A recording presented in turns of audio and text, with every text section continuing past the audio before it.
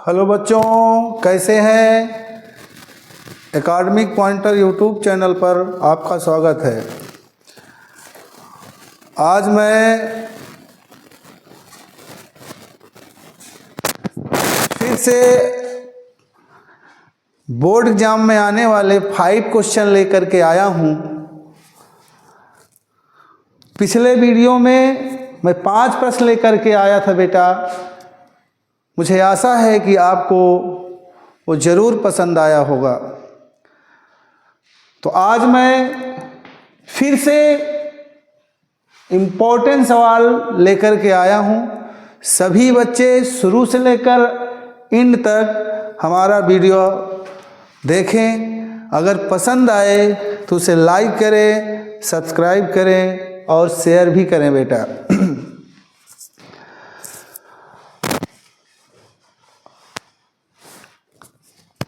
आपको प्रश्न संख्या नंबर 1 आज का, तो पहला प्रश्न आपका दिया गया है कि यदि एक गोले के वक्रपृष्ठ की माप, यदि एक गोले के वक्रपृष्ठ की माप 36 वर्ग सेंटीमीटर है तो गोले का आयतन ज्ञात करो। बोर्ड एग्जाम 2020 में आया हुआ प्रश्न है बेटा। ये बोर्ड एग्जाम 2020 में आया हुआ प्रश्न है। बहुत ही आसान क्वेश्चन है, देखें ध्यान से स्क्रीन की तरफ। अगर आप इन 5 क्वेश्चनों को गौर से देख लेते हैं बेटा तो शायद बोर्ड एग्जाम में आपको इससे कुछ मदद मिल जाए। चलिए स्टार्ट करते हैं। यदि एक गोले के वक्रपृष्ठ की माप 36 वर्ग सेंटीमीटर है, कितना है बेटा? 36 वर्ग सेंटीमीटर, 36 पाई वर्ग सेंटीमीटर है तो गोले का आयतन ज्ञात करो। तो सबसे पहले तो आपको आयतन याद होना चाहिए कि गोले का जो आयतन होता है वो क्या होता है। ये बेटा मान लो गोला है, हमें इसका आयतन निकालना है। अब यहाँ पर मान लीजिए, 1 मिनट बेटा, तो गोले का आयतन आपको यहाँ पर ज्ञात करना है।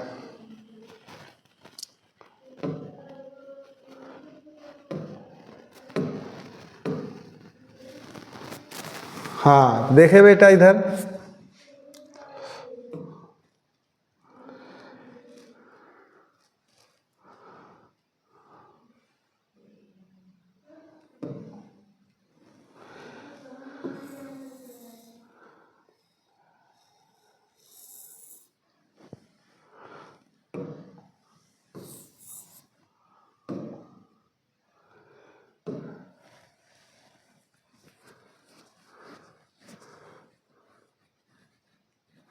तो चलिए मैं आपको बता देता हूँ।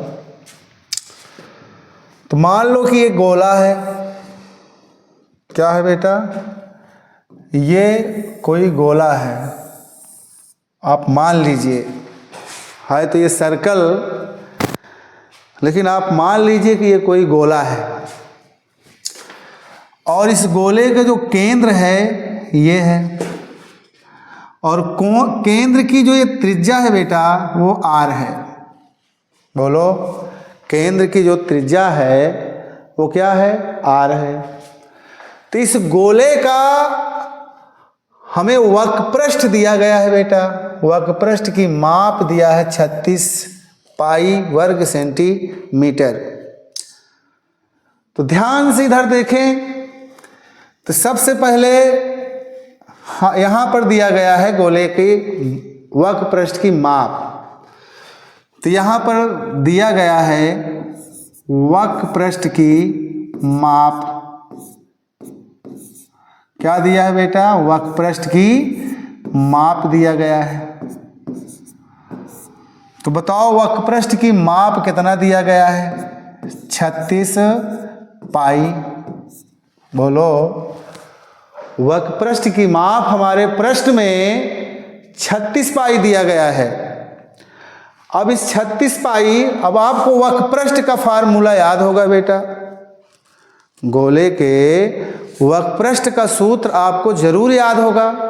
अगर नहीं याद, मैं आपको बताता हूं। तो गोले के वक्रपृष्ठ की जो माप होती है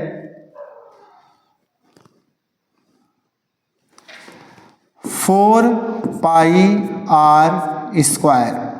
बोलो, यही होती है ना?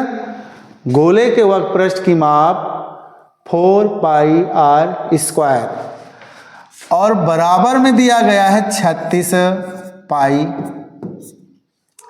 क्या दिया गया है? 36 पाई दिया गया है।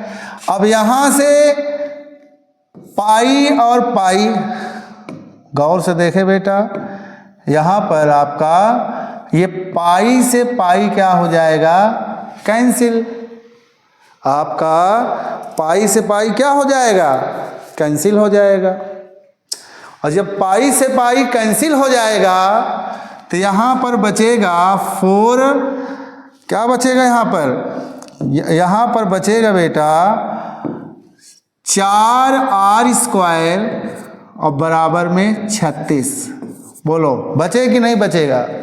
तो अब यहां पे r स्क्वायर है। बताओ ये 4 कहां जाएगा? ये 4 चला जाएगा 36 के बटे में। ये जो 4 है r स्क्वायर के साथ ये गुणा में है, और जो इधर गुणा में होता है बेटा, तो यहाँ बची हुई राशि कहाँ चली जाती है? बटे में। तो यहाँ पर हो जाएगा 36 और बटे में हो जाएगा 4। तो बोलो, अब 4 का पहाड़ा पढ़ना है कि कितने बार में 36 आना चाहिए? पढ़िए जरा, 4 का पहाड़ा तो आता होगा ना आपको। तो 4 एकन्नम 4 और 4 नवा 36। अब बताओ r स्क्वायर बराबर यहाँ पे आ गया बेटा 9। अब जैसे ही आप यहां से स्क्वायर हटाओगे तो इधर करणी का चिन्ह लग जाएगा। बोलो, यहां से स्क्वायर हटाने से इधर करणी लग जाता है। या तो आप दूसरे तरीके से कर सकते हो। 9 बताओ किसका वर्ग है? 9 किसका वर्ग है? तो 9 3 का वर्ग है बेटा। 9 किसका वर्ग है? 9 3 का वर्ग है। तो 9 3 का वर्ग है। तो यहां पर हम लिख लेंगे, यहां पर लिखेंगे r स्क्वायर बराबर 3 का स्क्वायर।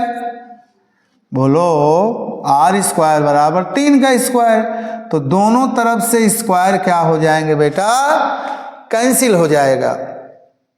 अगर हम दोनों तरफ की तुलना करेंगे बेटा, यहां आप लिख सकते हो कि दोनों पक्षों की तुलना करने पर, या अगर आपको ऐसे ना समझ में आ रहा हो तो सिंपल सी बात है, आपको यहाँ से स्क्वायर हटा देना है।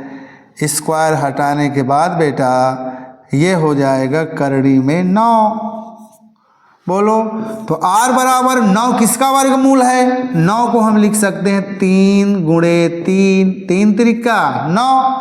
अब ये एक जोड़ा बन रहा है, और जब रूट के अंदर, करणी के अंदर जोड़ा बने तो इससे बाहर कर लेना चाहिए एक संख्या। जोड़े से एक बाहर। तो ये तो हमारा आ गया बेटा त्रिज्या। बोलो, ये हमें क्या मिल गया? त्रिज्या मिल गया। अब हमें बताना है गोले का आयतन।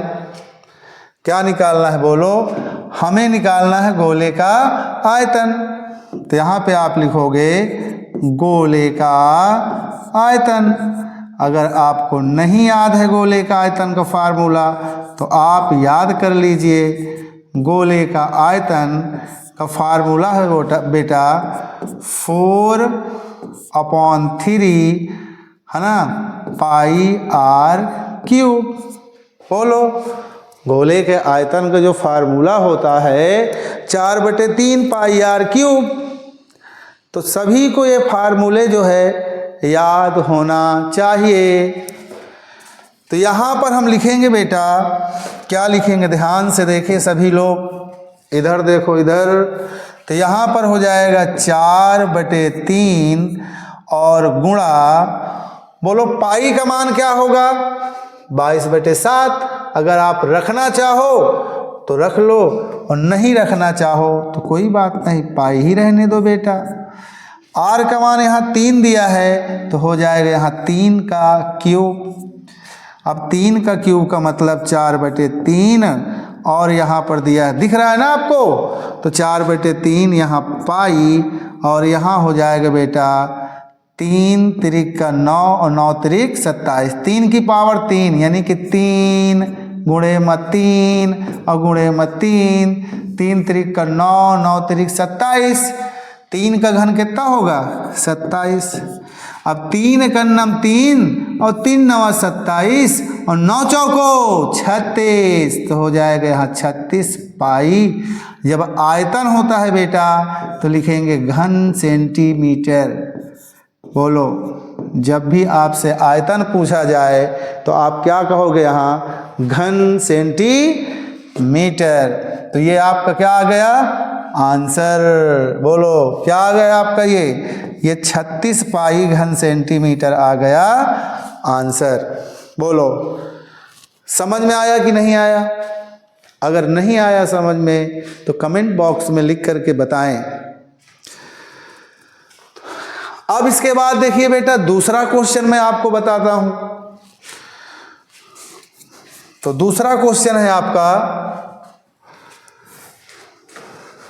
देखो बहुत ही इंपॉर्टेंट है बेटा, ये बहुत इंपॉर्टेंट है, देखो गौर से। यहां लिखा एक शंकु के आधार की त्रिज्या 3.5 सेंटीमीटर है। एक शंकु के आधार की त्रिज्या कितना दिया है, बोलो, एक शंकु के आधार की त्रिज्या 3.5 सेंटीमीटर दिया है। बोलो भैया, एक शंकु है, शंकु जानते हो ना, शंकु कुछ इस तरह से बनता है, देखें जरा ध्यान से। शंकु इस तरह से बनता है बेटा, ये आपका क्या है बेटा, ये है आपका शंकु। बोलो ये क्या है, शंकु है। अरे जैसे जोकर की टोपी है, किस तरह होती है, शंकु आकार के। बोलो होती कि नहीं होती? तो शंकु यहां पर दिया, इसकी त्रिज्या कितना दिया, 3.5 दिया है बेटा। शंकु की जो त्रिज्या दिया गया है कितना दिया है, 3.5 सेंटीमीटर। तो 3.5 सेंटीमीटर दिया है और ऊंचाई कितना दिया गया है, ऊंचाई दिया है 12 सेंटीमीटर। ऊंचाई ये है बेटा, ये। तो ऊंचाई बताओ h बराबर कितना दिया गया है, 12 सेंटीमीटर। ये आपकी ऊंचाई है बेटा। ऊंचाई कितना दिया गया है, बोलो 12 सेंटीमीटर और त्रिज्या यहां पर दिया है 3.5 सेंटीमीटर। शंकु की तिर्यक ऊंचाई तथा आयतन पूछ रहा है बेटा। तिर्यक ऊंचाई कौन है, बोलो इस शंकु में तिर्यक ऊंचाई कौन है, तो तिर्यक ऊंचाई ये है, ये है बेटा, इसको कहते हैं तिर्यक ऊंचाई यानी कि L। हमसे पूछ रहा है क्वेश्चन में कि शंकु की त्रिज्या ज्ञात करो, तो इस शंकु में त्रिज्या कौन है, ये। इसे क्या कहेंगे, बोलो इसे कहेंगे त्रिज्या, तिर्यक ऊंचाई। तो सबसे पहले हम ज्ञात कर लेते हैं तिर्यक ऊंचाई बेटा। अब देखो यहां पर, ये बोलो समकोण बन रहा है कि नहीं बन रहा है यहां पर। तो आपने पाइथागोरस का प्रमेय जरूर पढ़ा होगा, या तो आपको तिर्यक ऊंचाई का फार्मूला याद हो, या तो आप यहां से पाइथागोरस के प्रमेय से फार्मूले को निकाल सकते हैं। चलिए देखिए यहां कैसे निकालेंगे। इसकी त्रिज्या यहां से 5 सेंटीमीटर बेटा, तो 90 अंश के सामने वाली, बताओ यहां 90 डिग्री का कोण बनेगा, तो इसके सामने वाली भुजा बोलो क्या कहलाती है, कर्ण। सामने 90 अंश के सामने वाली भुजा कर्ण कहलाती है। बोलो 90 अंश के सामने वाली भुजा क्या कहलाती है? तो 90 अंश के सामने वाली भुजा बेटा कर्ण कहलाती है। बोलो, 90 अंश के सामने वाली भुजा क्या कहलाएगी? कर्ण। तो अगर ये कर्ण है तो ये लंब होगा बेटा और ये आधार होगा। तो सबसे आपको तो याद होना चाहिए कि शंकु की जो तिर्यक ऊंचाई होती है वो क्या होती है।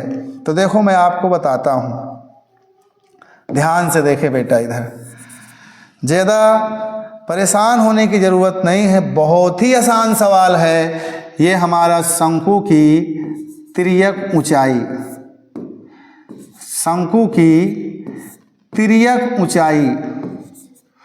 तो शंकु की जो तिर्यक ऊंचाई होती है बेटा, शंकु की जो तिर्यक ऊंचाई होती है वो होती है L बराबर है ना, करड़ी में h स्क्वायर धन में r स्क्वायर। बोलो, शंकु की जो तिर्यक ऊंचाई होती है करड़ी में होती h का स्क्वायर और धन में r का स्क्वायर। अब यहाँ पे बताइए बेटा, जल्दी से बताओ h का मान कितना दिया है? तो यहाँ पे h का मान दिया है 12। बोलो, h का मान यहाँ कितना दिया है बेटा? h का मान दिया गया है 12। तो h के स्थान पर आपको लिख लेना है 12, ये 12 का वर्ग हो जाएगा, प्लस r का मान कितना दिया बेटा? r का मान यहाँ पे दिया 3.5 सेंटीमीटर। तो r के स्थान पर आप लिखिए 3.5 सेंटीमीटर और इसका स्क्वायर। अब ये करणी में फिर करणी का चिन्ह बनाइए। अब बोलो 12 का वर्ग क्या होता है? मैंने कल पिछले वीडियो में कहा था कि कम से कम 20 तक वर्ग आप याद कर लीजिए तो आपको आसानी होगी। तो अभी बेटा बोर्ड एग्जाम आपका बहुत सी नज़दीक है, इसलिए मैं चैप्टर के क्वेश्चन न ला करके मैं आपको मोस्ट इम्पॉर्टेंट क्वेश्चन जो आपके एग्जाम में आने वाला है उसी को मैं बता रहा हूँ। बाकी नए सेशन से जब क्लास चलेगी तो कक्षा 10 और 12 की क्लास लगातार मैं आपको दूंगा बेटा। फिजिक्स की भी क्लास आएगी आपकी, मैं ही पढ़ाऊंगा कक्षा 12 में फिजिक्स, और मैथ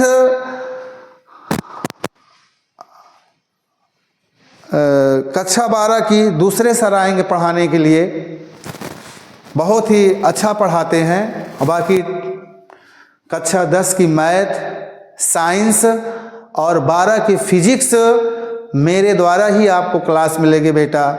बस आप थोड़ा सा भरोसा रखिए, थोड़े दिन बाद आपको बहुत ही बेहतर एक से एक वीडियो आपके सामने लाएंगे और पसंद आपको जरूर आएगी। पूरी कोशिश करेंगे, पसंद आना है। क्यों? क्योंकि पूरे ताकत के साथ आएंगे हम लोग बेटा। और जो भी टीचर इस चैनल पे पढ़ाने वाले हैं उनको काफ़ी लंबा अनुभव है बेटा। बस आप अपना विश्वास बनाए रखिए। देखिए आगे के क्वेश्चन कैसे करते हैं। अब यहाँ पे 12 का वर्ग जो होता है ना, 12 का वर्ग बेटा अगर याद है आपको तो 12 का वर्ग होता है 144।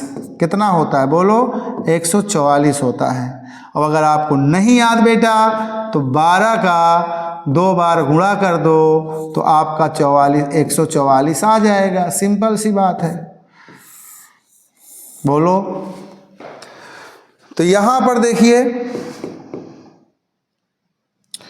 तो यहाँ पर बेटा,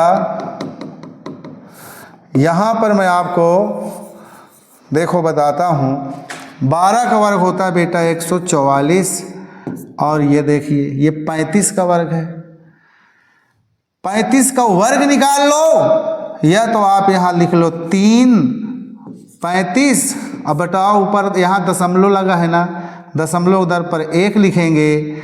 बोलो बेटा दशमलव उधर पर क्या लिखेंगे? दशमलव के स्थान पर 1 लिखेंगे। दशमलव के बाद कितने अंक है? तो दशमलव के बाद 1 अंक है। ये मत सोचना लेना कि दशमलव के बाद 5 अंक है, ये अंक नहीं है बेटा। दशमलव के बाद इसे 1 अंक गिनेंगे तो 1 0 बढ़ाएंगे नीचे, और यहाँ पर स्क्वायर लगा है तो स्क्वायर आप लगाइए। अब इसे काट दो जरा, कट रहा है क्या किसी पहाड़ा से? बताओ कोई पहाड़ा है? 5 7 35 और 5 दूना 10। बोलो 5 7 35 और 5 दूना 10।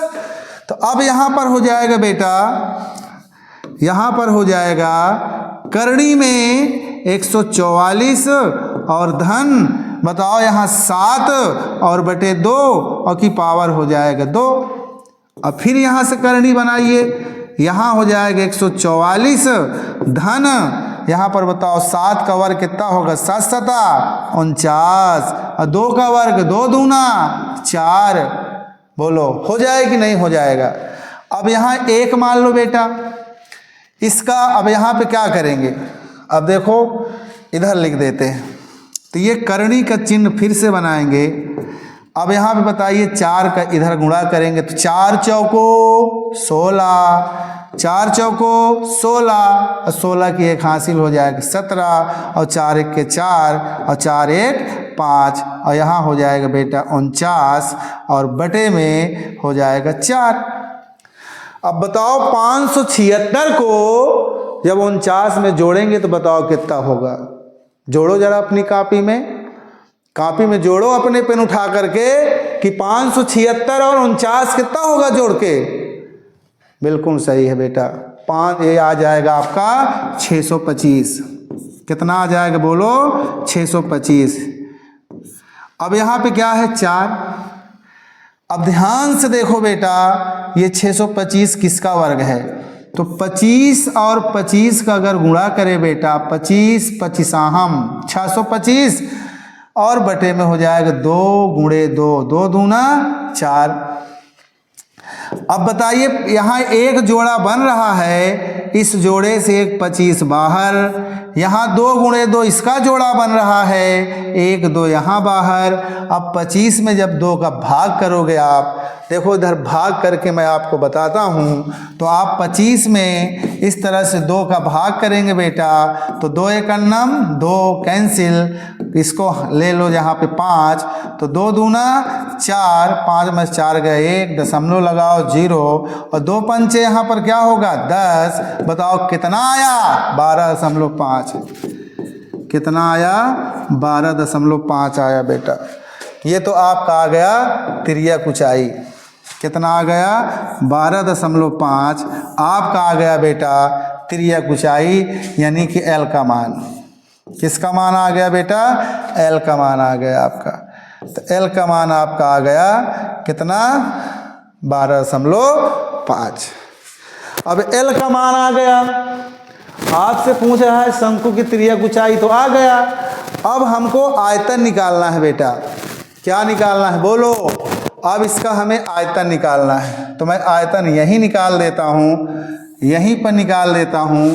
क्या है? ये शंकु है, तो यहाँ पे लिखेंगे शंकु का आयतन।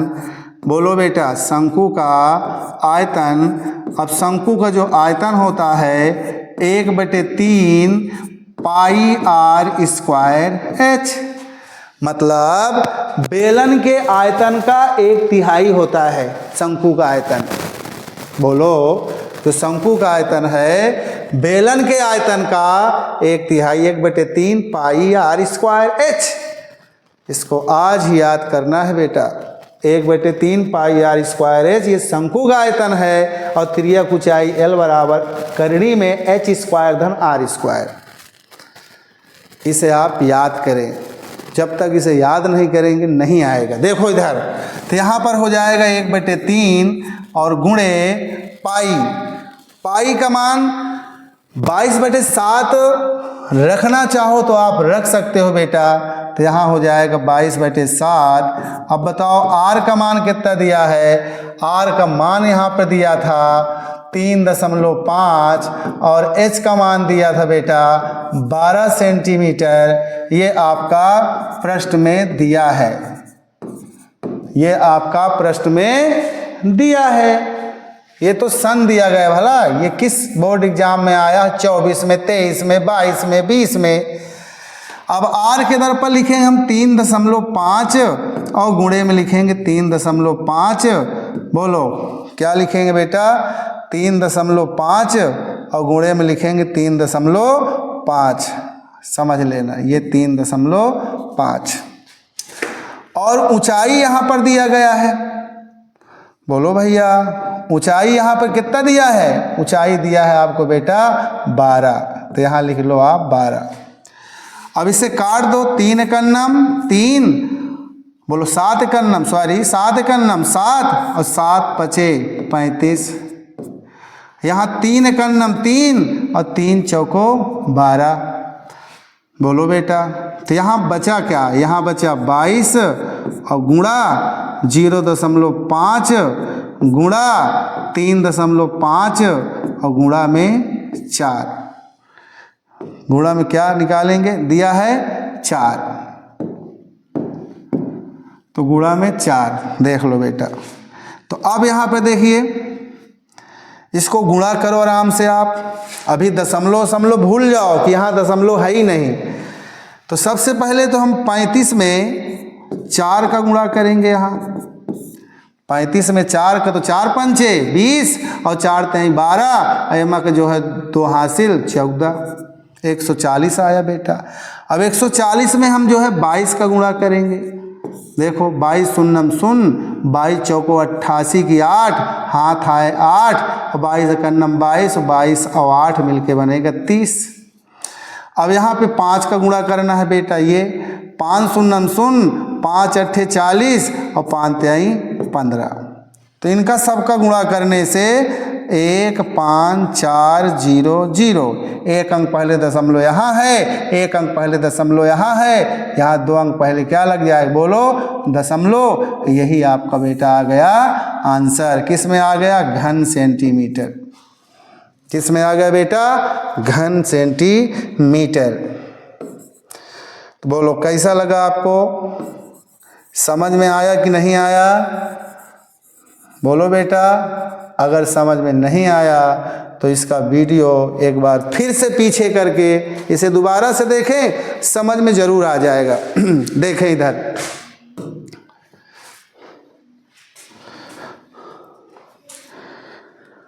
अपने ही अपनों को तड़पाए के दिन, कैसी ये दुनिया की रीत रे, एक दिन मिलके बिछड़ जाए एक दिन,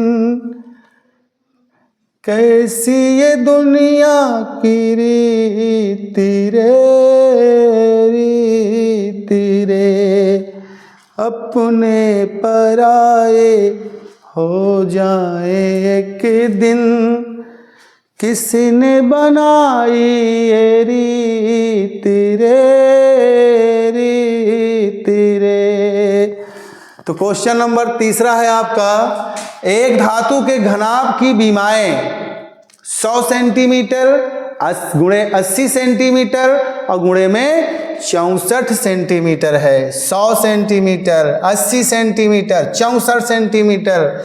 इसे पिघलाना है और पिघला करके एक घन बनाना है। तो आप याद रखना बेटा, जो पिघलाने वाला सवाल होता है, एक वस्तु को पिघला करके जब दूसरी वस्तु बनाई जाती है ना, तो समझ लेना उसका आयतन हमेशा बराबर होता है।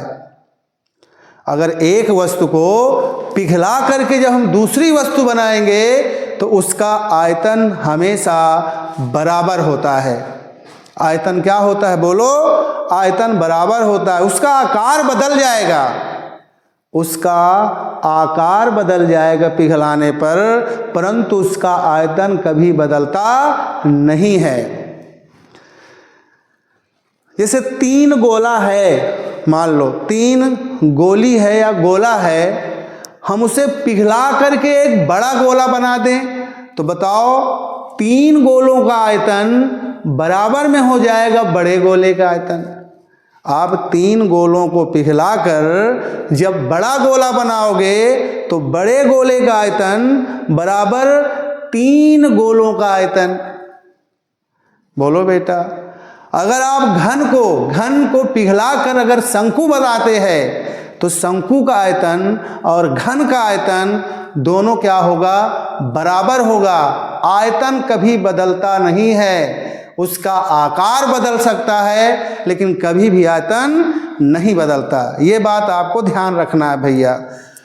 अगर पिघलाने वाला सवाल आता है आपका तो हमेशा ध्यान देना, हमेशा एक वस्तु को पिघलाकर जब दूसरी वस्तु बनाते हैं तो उसका आयतन कभी बदलता नहीं है, हमेशा उसका आयतन बराबर होता है।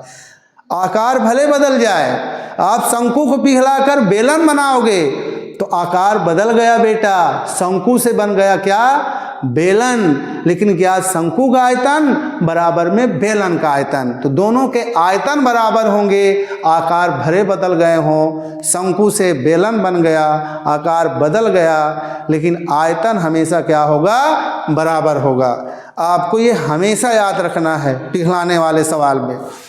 तो यहाँ पर तो घनाभ के बीमाएं 100, 80 और 64। तो सबसे पहले हमें निकालना होगा बेटा घनाभ का आयतन।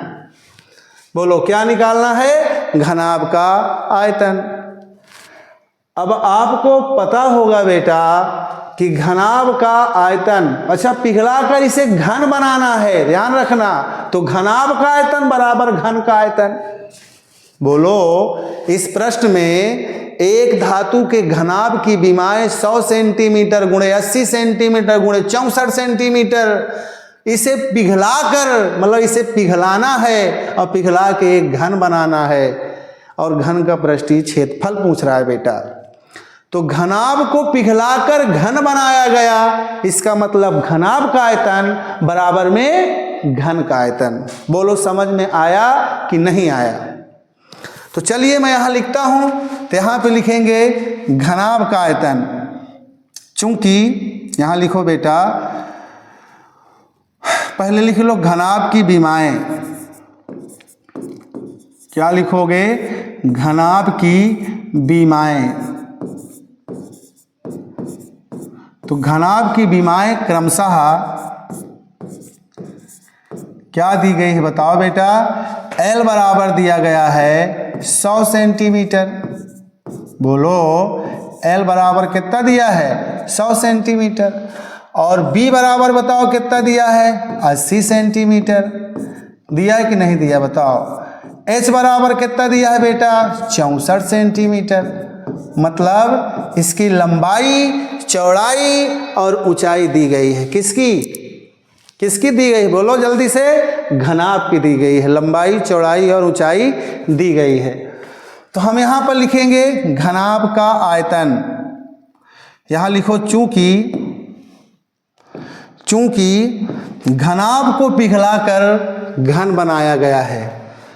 बोलो बेटा, चूंकि घनाभ को पिघलाकर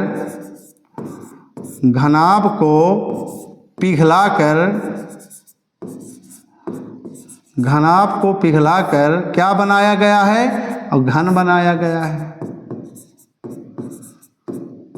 बोलो बेटा,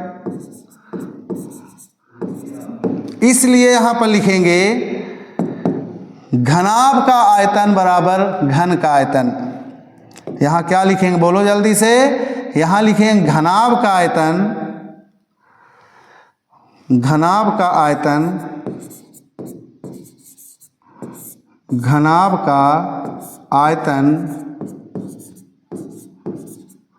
बराबर लिखेंगे बेटा घन का आयतन। घनाभ का आयतन बराबर में तो बोलो घन का आयतन। अब बताओ घनाभ का जो आयतन है क्या होता है? लंबाई गुणे चौड़ाई गुणे ऊंचाई। बोलो याद है कि नहीं याद? अगर नहीं याद है तो आप याद करो कि घनाभ का जो आयतन होता है लंबाई गुणे चौड़ाई गुणे ऊंचाई, और घन का जो आयतन बेटा भुजा का क्यूब होता है। आप भुजा का क्यूब लिख लो हिंदी में भुजा, या तो आप लिख सकते हो बेटा a की पावर 3। अब बताओ एल का मान कितना दिया है 100, बी का मान कितना दिया गया है 80, एच का मान कितना दिया गया है बोलो बेटा 64, और बराबर यहां हो जाएगा ए का क्यूब। अब इन सब का हमें गुणा करना है बेटा, 8 चौको 32 और 6 48 और 3 48 3 कितना होगा 51, और यहाँ 1 2 3 1 2 3 3 जीरो है तो लगा दिया, यहाँ हो जाएगा बेटा ए का क्यूब। अब बताओ 512 किसका घन है। अब यहां से जब 512 किसका घन है बोलो जल्दी से, 512 है 8 28 64 अट्ठे 512, बोलो बेटा ये 8 का घन है। किसका घन है ये 8 का, तो 8 और यहाँ एक जीरो ले लो, इसका ये घन है बेटा। बोलो 512,000 किसका घन है ये 80 का, यहाँ पे हो जाएगा ए का क्यूब। तो बताओ दोनों पक्षों की तुलना करेंगे तो ये घन घन क्या हो जाएगा बोलो बेटा, कैंसिल हो जाएगा। ये घन घन क्या हो जाएगा, ये घन घन तो जो है 3 से 3 बेटा कैंसिल। तो बताओ यहाँ ए बराबर क्या बचेगा, तो यहाँ ए बराबर बचेगा 80 सेंटीमीटर।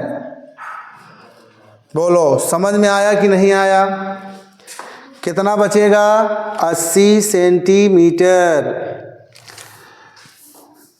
तो अब हमसे क्या पूछ रहा है, हमसे पूछ रहा है बेटा कि घन का पृष्ठीय क्षेत्रफल ज्ञात करो। अब घन का पृष्ठीय क्षेत्रफल का जो फार्मूला होता है बेटा क्या होता है, याद है आपको? तो घन का पृष्ठीय क्षेत्रफल होता है 6 गुणे भुजा का स्क्वायर। क्या होता है बोलो, 6 गुणे भुजा का स्क्वायर। तो अब हम यहां पे लिखेंगे हम क्या लिखेंगे, हम यहां पर लिखें, इधर लिख देते हैं, लिखेंगे घन का पृष्ठीय क्षेत्रफल, घन का पृष्ठीय क्षेत्रफल। तो घन का जो पृष्ठीय क्षेत्रफल होता है 6 गुणे भुजा स्क्वायर। क्या होता है बोलो, 6 गुणे भुजा स्क्वायर। अच्छा अगर मैं आपको बहुत स्लो पढ़ा रहा हूं तो आप स्पीड बढ़ा करके पढ़ लेना बेटा, क्योंकि बहुत सारे बच्चे बहुत कमज़ोर होते हैं। तो ये जो वीडियो में बना रहा हूँ कमज़ोर बच्चों के लिए बना रहा हूँ। जो बच्चे होशियार हैं वो मोबाइल से अपना स्पीड बढ़ा करके इस वीडियो को देख सकते हैं। अब यहाँ पे लिखेंगे 6 गुणे ए का मान क्या है बोलो 80 है, तो यहाँ पे लिख लो बेटा 80। अब यहाँ स्क्वायर है तो आप स्क्वायर लगा दो, तो यहाँ हो जाएगा 6 गुणे 8 28 64 और यहाँ पे 2 जीरो आ जाएगा। अब बताओ 6 चौको 24 और 6 36 2 38, यहाँ पे आ जाएगा इतना वर्ग सेंटीमीटर। बोलो समझ में आया कि नहीं आया? आपका आ जाएगा 38,400 वर्ग सेंटीमीटर। बोलो समझ में आया कि नहीं आया? ये आपका बेटा आंसर है। बोलो। तो अब इसके बाद मैं आपको बताता हूं नेक्स्ट क्वेश्चन। तो आपका जो नेक्स्ट क्वेश्चन है बेटा बहुत ही प्यारा सवाल है, बस आप इसे ध्यान पूर्वक जो है देखें। 2022 और 19 में आया हुआ प्रश्न है, तो आप ध्यान पूर्वक इसको देखें बेटा, आप इसे ध्यान पूर्वक देखें।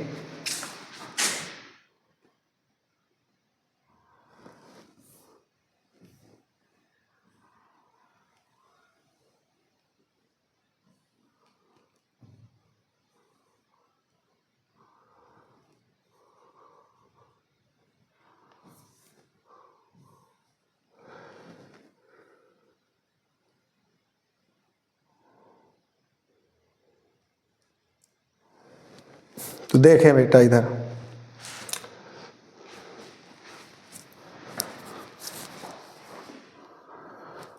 तो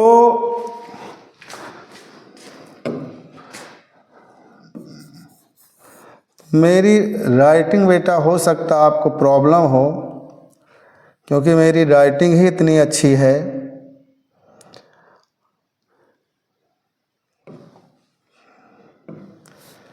तो देखो, एक ठोस खिलौना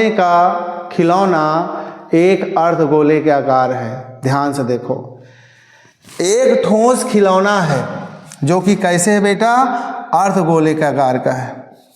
कैसा है बोलो, खिलौना आपका अर्धगोले का आकार का है। ऐसे देखो बेटा, ये खिलौना आपके अर्धगोले का आकार का है।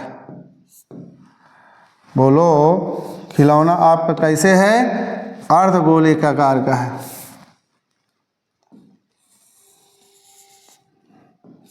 इस तरह से खिलौना आपका अर्धगोले का आकार का है, जिस पर एक लंबवृत्तीय शंकु अध्यारोपित है।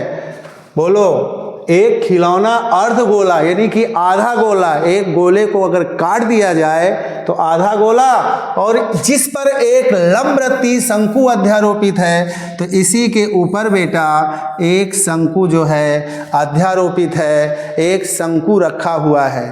अर्धगोले के ऊपर एक शंकु रखा हुआ है बेटा। कह रहा है कि इस शंकु की ऊंचाई 2 सेंटीमीटर। अब इधर ध्यान से सभी लोग देखें, बहुत ही प्यारा सवाल है बेटा। ये शंकु की जो ऊंचाई है ना, ये शंकु की ऊंचाई 2 सेंटीमीटर दिया है। कितना दिया है बेटा, 2 सेंटीमीटर, समझ जाना। और आधार का व्यास 4 सेंटीमीटर।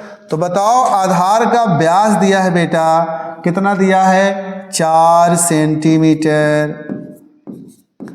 आधार का व्यास कितना दिया है, 4 सेंटीमीटर। इस खिलौने का आयतन बताना है। तो चलिए देखिए, तो पहले तो यहां आप लिख लो दिया है। आप यहां पे क्या लिखोगे बेटा, दिया है।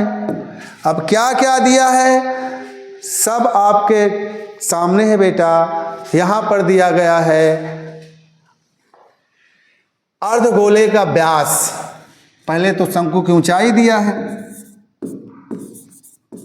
क्या दिया है बोलो, शंकु की ऊंचाई दिया है। तो शंकु की ऊंचाई जो है यहां पर h बराबर कितना दिया गया है, 2 सेंटीमीटर।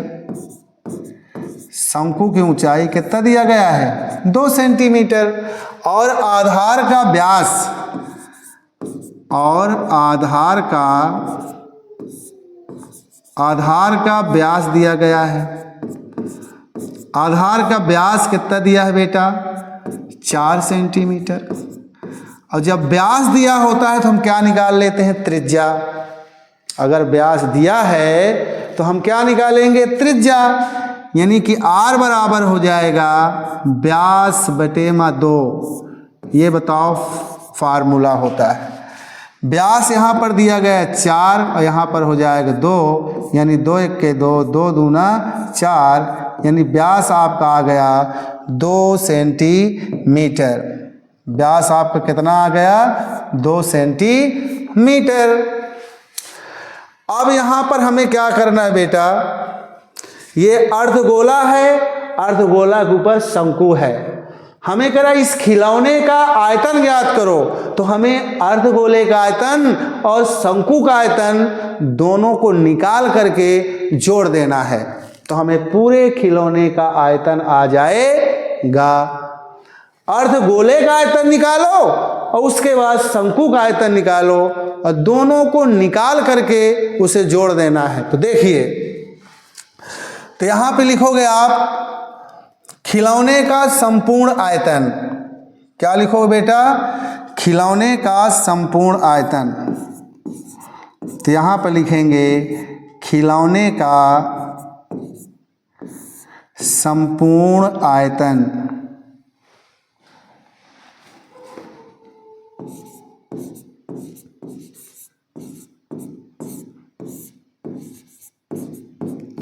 तो खिलौने का जब संपूर्ण आयतन हम निकालेंगे तो सबसे पहले लिखें अर्धगोले का आयतन। क्या लिखेंगे बेटा? अर्धगोले का आयतन। तो अर्धगोले का आयतन और धन में हो जाएगा शंकु का आयतन। अब यहाँ जगह की प्रॉब्लम है तो मैं इसको थोड़ा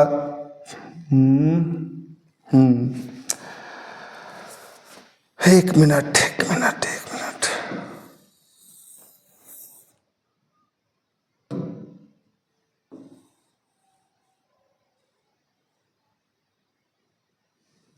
चलो यही कर देते हैं, अर्धगोले का आयतन और प्लस में लिखेंगे शंकु का आयतन। क्या लिखेंगे? शंकु का आयतन। तो अर्धगोले का आयतन बराबर क्या लिखेंगे बेटा? शंकु का आयतन। तो बताओ अर्धगोले के आयतन का फार्मूला क्या होता है? बताओ, पूरे गोले का फार्मूला तो होता है बेटा 4/3 पाई आर क्यूब। जब ये आधा हो जाएगा तो आधा का हो जाएगा बेटा 2/3 पाई आर क्यूब। यानी यहाँ 4 है तो 4 का आधा 2/3 पाई आर क्यूब। तो यहाँ पे हो जाएगा 2/3 पाई आर क्यूब। तो यहाँ पर हो जाएगा बेटा 2/3 पाई आर क्यूब और प्लस शंकु का आयतन 1/3 पाई आर स्क्वायर एच। अब यहाँ से पाई आर स्क्वायर हम ले लेते हैं कॉमन। तो पाई आर स्क्वायर हम ले लेंगे क्या? कॉमन। तो यहाँ बचेगा 2/3 है ना, पाई चला गया, आर स्क्वायर चला गया, एक आर यहाँ बचेगा। और यहाँ देखो बेटा यहाँ भी 3 है, यहाँ भी 3 है, तो हम 3 भी चाहे मत लो 3। चलो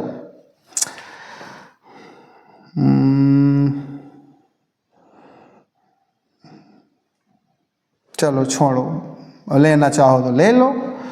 अब यहाँ पे देखिए क्या हो जाएगा, चलो 3 भी ले लेते हैं बेटा, मत लो। तो यहाँ पर 1/3 हो जाएगा और पाई आर स्क्वायर कहाँ चला गया? पाई आर स्क्वायर कॉमन चला गया, यहाँ एच बचेगा। बोलो समझ में आया कि नहीं आया? पाई आर स्क्वायर यहाँ 3 घात है, यहाँ 2 घात है, तो दोनों तरफ से बराबर कॉमन लिया जाता है। पाई आर स्क्वायर आर की घात 3 है, आर की घात 3 से 2 घात बाहर कर दिया, एक आर बचेगा, यहाँ से ये पूरा चला गया, एच बचेगा। अब देखो बेटा मैं इसको इधर लिखता हूँ, इधर आप लोग ध्यान से देखना। तो यहाँ पर पाई का मान क्या होगा बताओ? पाई का मान अगर चाहो तो 22/7 लिख सकते हो, और अगर ना चाहो तो मत लिखो बेटा। अगर आपकी इच्छा हो तो 22/7 लिख लो, अगर नहीं इच्छा तो 3.14 भी लिख सकते हैं। तो यहाँ पर हो जाएगा 3.14, ये पाई के यहीं लिख दो एक बार। चलो यहाँ पाई के दर पर 3.14। आर का मान बताओ कितना दिया बेटा? आर का मान यहाँ पे 2 दिया है, तो आर के स्थान पर लिखो 2 का स्क्वायर। यहाँ लिखा है 2/3, आर के स्थान पर आपको लिख लेना है बेटा 2, क्योंकि आर का मान क्या दिया है? 2। तो यहाँ 1/3, एच का मान कितना दिया है? एच का मान दिया गया यहाँ 2, तो एच के दर पर लिख लो 2। तो यहाँ 3.14 हो जाएगा और 2 दूना क्या हो जाएगा? 4। इधर सामने गुणा कराओ, 2 दूना 4 और बटे में 3 प्लस 2 एकन्नम 2 और 2 बटे क्या हो जाएगा बेटा? 3। तो यहाँ देखो 3.14 और गुणे, यहाँ आप गुणा करा दो, यहाँ आप गुणा करा दो। 4 चौको 16, 4 1 4 1 5 और 4 तिहाई 12, 2 अंक पहले दशमलव। 3 यहाँ ले लो लासाप, 3 से 3 कैंसिल, बचेगा 4। इस 3 का इसमें भाग करोगे एक बार, 1 का यहाँ करोगे 2, बोलो बेटा। तो 4 2 कितना हो गया 6, तो यहाँ 12 दशमलव हो जाएगा 5 6 और गुणा 4 2 6 और 6 बटे 2, 2 एकम 2 और 2 तिहाई 6। बोलो भैया। तो अब जो आपका यहाँ आंसर आएगा बेटा, यहाँ लिख देते हैं। तो ये तो कैंसिल हो गया, 3 बचा, 3 छंग 18 और यहाँ 3 पचे 15 1 16 और 3 दूना 6 1 7 और 3 एकम 3 और यहाँ 2 अंक पहले क्या हो जाएगा इतना, ये हो जाएगा घन सेंटीमीटर। कितना हो जाएगा बोलो, घन सेंटीमीटर। यही आपका आंसर है। आप अपना आंसर मिला लीजिए बेटा, कितना आया।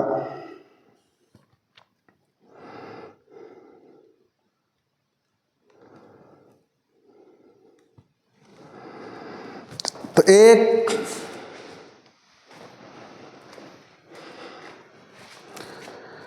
तो कुछ गलत हो रहा है बेटा, कुछ मैं भूल रहा हूँ क्या, कोई क्वेश्चन गलत हो लिख लिया क्या।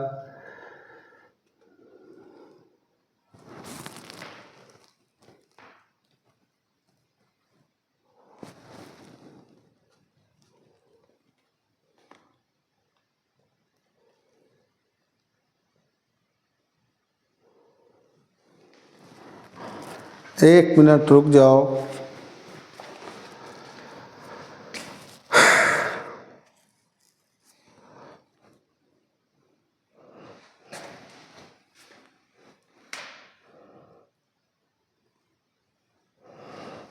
तो आर का मान यहाँ पर 2 ही तो दिया है, 2 दूना 4 बटे 3। एच का मान 2 ही दिया है, तो 2 एकम 2 बटे 3, 3 लिया लासा, 4 और 2 हो जाएगा 6, 2 तिहाई 6।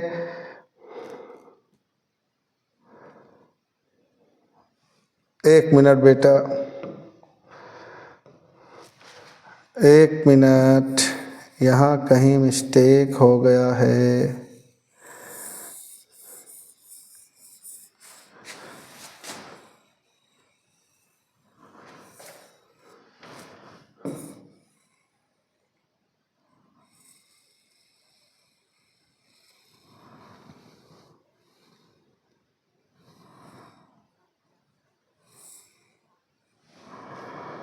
तो देखो बेटा, यहाँ पर कुछ मिस्टेक हो गया है, इसीलिए गड़बड़ा गया है। अब देखो आप यहाँ पर ध्यान से, तो यहाँ पर हम लिखते हैं, चलो यहाँ मान रख दे, नहीं तो गलत हो जाए। 2 बटे 3 पाई के दर पर 3.14 और गुणे इसके दर पर लिखेंगे 2 का क्यूब प्लस 1 बटे 3 पाई के दर पर 3.14 आर के दर पर लिखेंगे 2 का स्क्वायर और एच के दर पर लिखेंगे बेटा 2। क्या लिखेंगे? 2 लिखेंगे। अब देखो यहाँ पर, यहाँ हो जाएगा 2 बटे 3 गुणे 3.14 और 2 का घन कितना होगा 8, यहाँ 1 बटे 3 और 3.14, यहाँ 2 दूना 4, 4 दूना 8, 2 दूना 4, 4 दूना 8। अब यहाँ पे देखो क्या कॉमन हो जाएगा, यहाँ पर आपका कॉमन हो जाएगा 2 बटे 3, 1 बटे 3 या 3.14 और गुणा 8। तो यहाँ पर बेटा हम कॉमन ले लेते हैं। आप देखो 3.14 गुणे 8, 3.14 गुणे 8, तो 3.14 गुणे 8 हो जाए कॉमन। यहाँ बचेगा 2 बटे 3 और वहाँ बचेगा बेटा 1 बटे 3। तो अब हो जाएगा 3.14 गुणे में 8, 3 ले लो लासा और 2 1 हो जाएगा 3, 3 से 3 क्या होगा कैंसिल, तो 1 का गुणा करा दो, 8 चौको 32, 8 1 के 8 3 11, 8 3 24 1 25, इतना यहाँ पे तो एक ही आएगा कटने के बाद, यानी 25.12। यही आपका बेटा आ गया। यहाँ आप लिख देना घन सेंटीमीटर। तो यही आपका आ गया आंसर। तो आज मैं वीडियो बहुत लंबा हो रहा है, तो आज मैं बेटा 5 के स्थान पर 4 क्वेश्चन ही करा पाऊँगा। अगला जो एक प्रश्न बच रहा है उसको अगले वीडियो में बता दूंगा। तो चलिए, थैंक यू, धन्यवाद जो आपने इतना समय दिया। बस हमारा वीडियो को अगर पसंद आए तो लाइक, कमेंट और शेयर ज़रूर करें, ताकि आने वाला वीडियो आपका और बेहतर हो। और हमारी कोई भी कमियां हो बेटा तो उसे आप कमेंट बॉक्स में लिख करके भेजें। थैंक यू, आप खुश रहें, धन्यवाद।